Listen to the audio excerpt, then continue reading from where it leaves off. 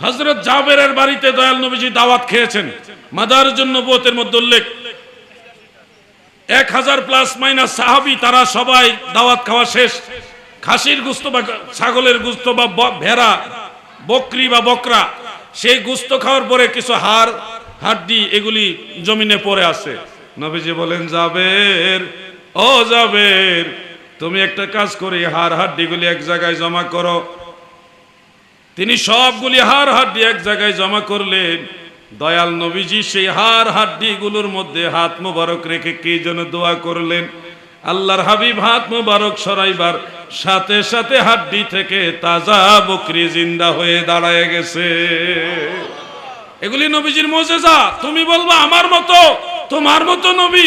আরে বোকা, আমার নবীর মতো কোন নবীও না। সুবহানাল্লাহ বলেন।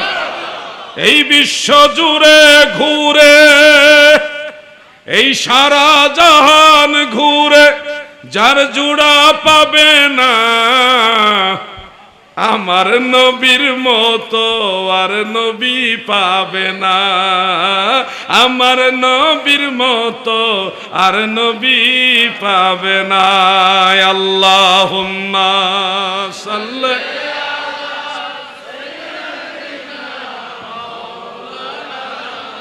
মুহাম্মদ ওয়া আলা আলি সাইয়্যিদিনা। কষ্ট হচ্ছে আপনাদের? আমার দাদু ভাইয়েরা গভীর মনোযোগ। আমি যে দাদু ভাই বলি এতে কি রাগ হননি আপনারা? কারণ আঞ্চলিক ভাষার একটা বেশকম থাকে, অনেক সময় দেখা যায় মনে করতে পারে যে ব্যঙ্গ করতেছি না, আসলে এটা ব্যঙ্গ না, এটা ভালোবেসে আপনাদের বলতেছি। এক এলাকার ভাষা আর এক এলাকার বুলি, এক দেশের বুলি আরেক দেশের গালি, তো সমস্যা হইতে পারে, এই জন্য জিজ্ঞাসা করলাম। অসুবিধা হয় না তো নাকি? দাদু ভাই বললে কি খারাপ লাগে না? আচ্ছা যাক, আলহামদুলিল্লাহ। না, আমি আর ভয় পাই, কারণ হলে দেখা গেছে আপনারা আবার মনে করতে পারেন আমাদেরকে মনে হয় ব্যঙ্গ করতেছে। আসলে না, এটা মায়ার ভাষা, মহব্বতের ভাষা। আমার উস্তাদ, আমার 7 রাজার ধন, আল্লাহর ওলি আল্লামা মুফতি আবু নাসের জিহাদি সাহেব মাদ্দাজিল্লাহুল আলী, যিনি আমাকে নিজ হাতে আলিফ বা তা এগুলি শিখাইছেন। আমি ছিলাম স্কুল কলেজের ছাত্র। তিনি আমাকে নিয়ে গেছিলেন আমার আব্বাজানের কাছ থেকে। আমার আব্বাজানের হাতে ধরে বলছে, ভাইজান আপনার এই ছেলেটা আমাকে দিয়ে দেন। আমার আব্বাজানের তরিকাপন্থী মানুষ, ওলি আল্লাহ ভক্ত মানুষ। হুজুর যখন বলছে আপনার ছেলেটা আমাকে দিয়ে দেন, হুজুর এক কথায় রাজি হয়ে গেছে, যান দিয়ে দিলাম।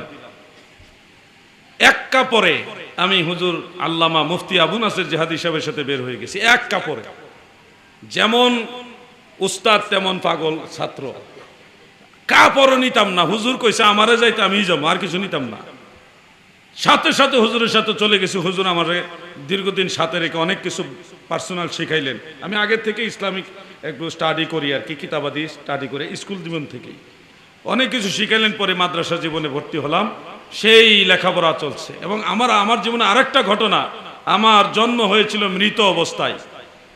আমি দুনিয়াতে এসেছি নিঃশ্বাসহীন অবস্থায়। আমার মুরব্বীদের জবান আমি শুনেছি, আমার দাদি যান, আমার আম্মা যান, আমার দাই মা যিনি দাত্রীমাতা থাকেন, তিনি সহ ওনার বেঁচে আছেন, ওনারা সবাই আমাকে বলেছে যে একটা শিশু যদি নিঃশ্বাসহীন জন্ম হয় তখন বুকে চাপ দেয়, বিভিন্নভাবে নাড়াচাড়া করে যেন নিঃশ্বাসটা নেয়। এই ধরনের অনেক চেষ্টা আমার মুরব্বীরা করছে, কিন্তু বেশ অনেক সময় চলে গেছে, কিন্তু নিঃশ্বাস আর নেইনি, নিঃশ্বাস আর আসেনি। তো শেষ পর্যন্ত আমার দাদি, তিনি ইন্তেকাল হয়ে গেছে, আল্লাহ ওনাকে জান্নাত নসিব করুক, আমিন। দাদি যান তখন এই ছোট্ট শিশু আলাউদ্দিনকে এইভাবে উপরের দিকে তুলে আল্লাহর কাছে বলছিল, আল্লাহ তুমি আমার নাতি দিছ, ও আল্লাহ নিয়ে যাইও না, তোমার কাছে চাইলাম তুমি আমার নাতির রূহ ফিরিয়ে দাও, যদি দেও তাহলে তোমার ওলি শাহজালাল ইয়ামানির দরবারে আমি একটা খাসি মান্নত করলাম। আমার দাদির হাত থেকে যখন আমার শরীরটা নিচে নামাইলো, চোখের সামনে আসার সাথে সাথে কোনো নাড়াচাড়া দেওয়া লাগে না, এমনিতে আমি নিঃশ্বাস নিয়েছি। এই হলো আমার জন্মকালীন একটা ঘটনা। এরপরে আমি যখন একটু বড় হয়েছিলাম, আমার মনে পড়ে আমাকে নিয়ে হযরত শাহজালাল ইয়ামানি মুজাররাদি রহমাতুল্লাহ আলাইহির দরবারে আমার দাদি, আমার আব্বা আম্মা, তিনারা সবাই নিয়ে গেছেন এবং সেখানে খাসি জবাই করে রান্না বান্না করে গরিব অসহায় মানুষদেরকে খাওয়াই আসছেন। এটা আমার মনে আছে, আমি তখন মোটামুটি বুঝি। তো আপনাদেরকে বলতেছি, ওলি আল্লাহ মানতে হবে কিনা বলুন? সবাই বলেন মানতে হবে কিনা? এই দেশে ইসলামের ব্যাপক প্রচার প্রসার করেছে আল্লাহর ওলিরা। সেই আল্লাহর ওলিদের সম্পর্কে কারো যদি নেগেটিভ ধারণা থাকে তাহলে বুঝে নিতে হবে তার মধ্যে সঠিক ইসলাম আসে নাই। প্রিয় ভাই আমার, বন্ধুরা আমার, ফিতনার যুগ এমন একটা ভয়ানক যুগ, আল্লাহর ওলিদের সোহবতে যারা নাই তাদের মধ্যে মানবিকতাও নাই, তেমন কোনো দয়া মায়াও নাই। ওলি আল্লাহর দরবারে যাও গো, যায়া দেখো নবীর প্রেমে কান্দে। আল্লাহর ওলিরা নবীর মহব্বত শিখায়, নবী প্রেম সুধা পান কর সবে মনবে দোনা যাত না জোড়াইবে খোদা প্রাপ্তি তোর তরে লাভ হবে নবী পদবিনে ভাব সবে মিশে যদি জোড়াইতে চাহ মোর মজালা ভববা হৃদিত রিতে চাহ ভেলা মন সাধ মিটা ইয়া বেলা গাহ গা হ মুহাম্মদ সাল্লে আলা আল্লাহুম্মা সাল্লে মারহাবা মাওলানা মুহাম্মদ ওয়া আলা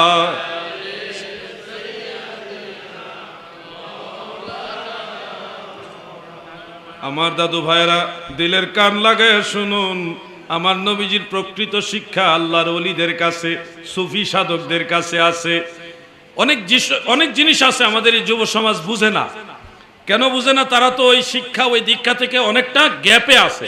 তারা যখন ওলি আল্লাহর সোহবতে যাবে তখন তারা প্রকৃত মানুষ, সোনার মানুষ হয়ে যাবে, তারা মানুষের মতো মানুষ হবে। যাদের মনে রাখবেন আল্লাহর ওলিরা যখন আল্লাহর কাছে হাত উঠায়, আল্লাহর ওলিরা যখন আল্লাহর কাছে হাত উঠায় সেই দোয়া সাথে সাথে কবুল হয়। আমরা বাংলাদেশে অনেক আলেমদের জবানে, অনেক মুফাসসিরে কোরআনের জবানে ওয়াজ শুনি, সুন্দর ওয়াজ, যে 3 শ্রেণীর মানুষের দোয়া কবুল হয়, বদদোয়াও কবুল হয়। 1 নম্বর হলো মা বাবা, সন্তানের জন্য দোয়া করলেও কবুল হয়ে যায়, বদদোয়া দিলেও কবুল হয়ে যায়।